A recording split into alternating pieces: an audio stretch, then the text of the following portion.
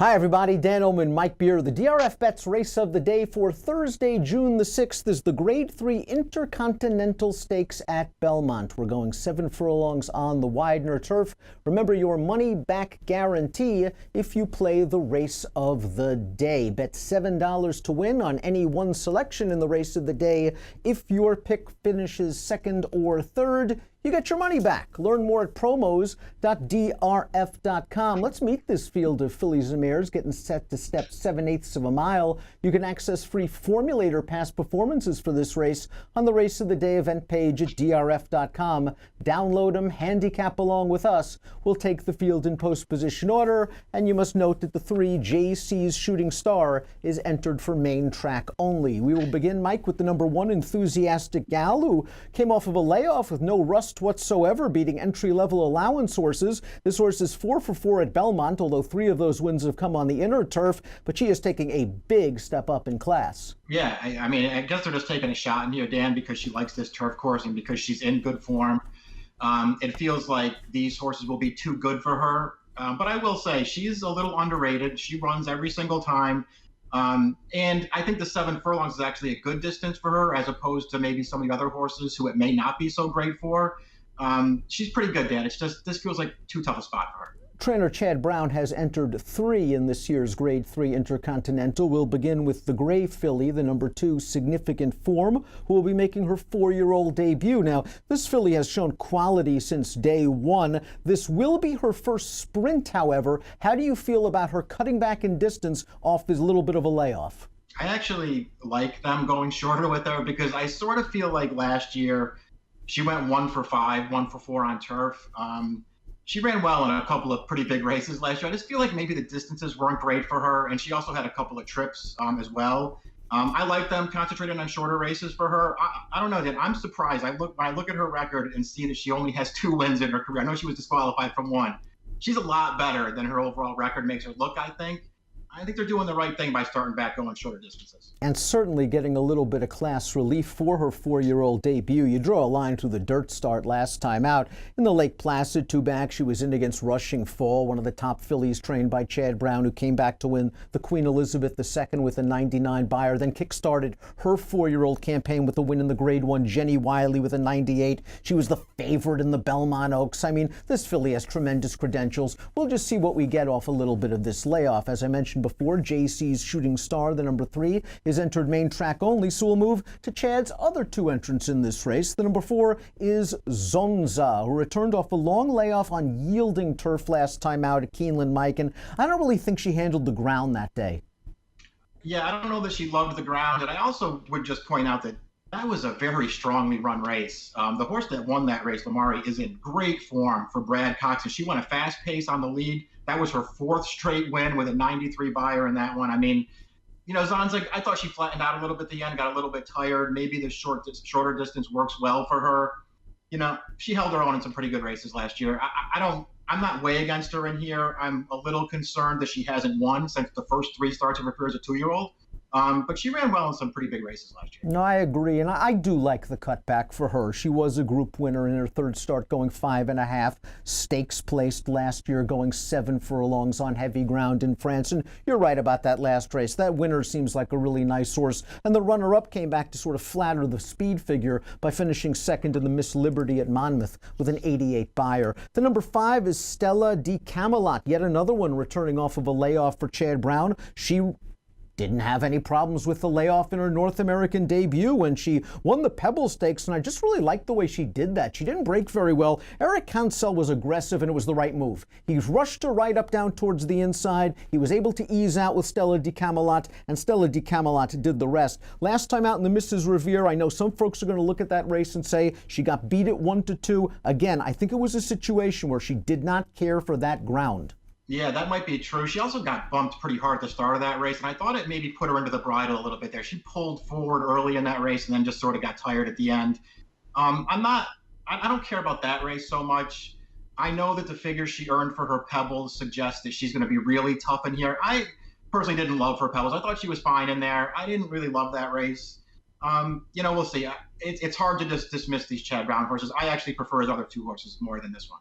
I think this filly, though, will do better with some firm ground. She ran well on firm in France. Let's move on to the number 6, Binti Al Nar. This is a German bred that was competing in Germany and Italy with varying amounts of success. She was a group winner in Italy 3 starts back, but as we like to say on these shows, when rating the European races, the best ones are in France, England, and Ireland, and then we go down to the second tier in Italy and Germany. That being said, she was placed in a very tough spot for her 4-year-old debut, the Grade 3 Bogey. I think a mile and a 16th, A, is too far for her. Yeah. B, there was no pace whatsoever. And C, that Homerique, the winner of that race, is a very nice horse. She's now getting Lasix and blinkers. I think she has a little bit more speed than it shows on paper. And at a big price, I could consider using her. Yeah, it feels like she might be more well-meant for her second start maybe than she was for her first one. She wasn't going to win that first one anyway. That field was way too good for her. But it was just her first start back. Now the Lasix goes on and some blinkers. She goes shorter. There are ways to look at her. I think you'll get a better effort this time. Raven's Lady ships in from Southern California. She is a group winner in Germany, but also a group winner in England. She didn't run very well last time out at Churchill Downs. First time Lasix. She was in against Beau Recall. She was pulling a little bit in the early stages of that race. Her prior start against Vasilika was okay, but doesn't she have to improve drastically off both of those races? I do like her cutting back in distance. Yeah, she has to do better. I mean, I think that's how you have to look at her, though, if you want to like her. I mean, her first 2 starts over here, she did nothing for me in either of those races, but they were both 2-turn miles, obviously a way tougher field last time. Based on what she was doing in Europe, this feels like a better distance for her. I really feel like cutting back is really going to work for this filly. She had an easy win over Binti El Nar in Germany last year, so you feel like she's better than that horse anyway. She's a long shot I think you might want to consider using somewhere. The remaining 3 horses in the field come out of a common race, the license fee at Belmont on April the 28th. It was won by the number 8 Fire Key in a blanket finish over Broadway Run and Fear No Evil. Fire Key is just a very likable mare. She's banked over $500,000 in her career. She ran really well without winning at Gulfstream at some distances that were actually a little bit long for her. I don't think she's really a 2-turn mare, but she ran well. It was nice to see that she still has a little bit of that early gas when needed last time out in the license fee, and she dug down to get it done. Do you have any concerns about her stretching out to the 7? I mean, I do a little. In retrospect, I guess it was a good thing that they tried to go longer with her in those 3 races at Gulfstream, because it gave you some idea about how far she can go. And as you say, she ran pretty well in some of those races. I thought, in particular, in the Sand Springs 2-back, she ran really well in that race, trying to close into a paceless race. So maybe the 7 will work for her. I guess the one thing that you have to worry about with her is she doesn't always break.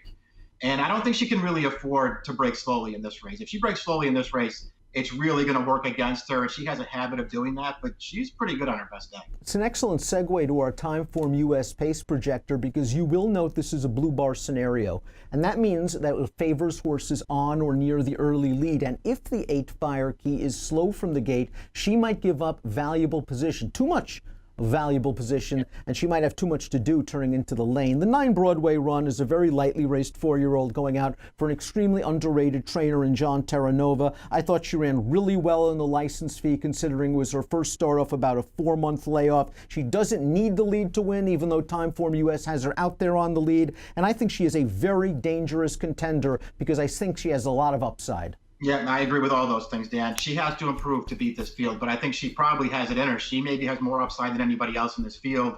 And she came back off the layoff last time with a really good performance, almost getting to Fire Key in that race. I liked that effort from her.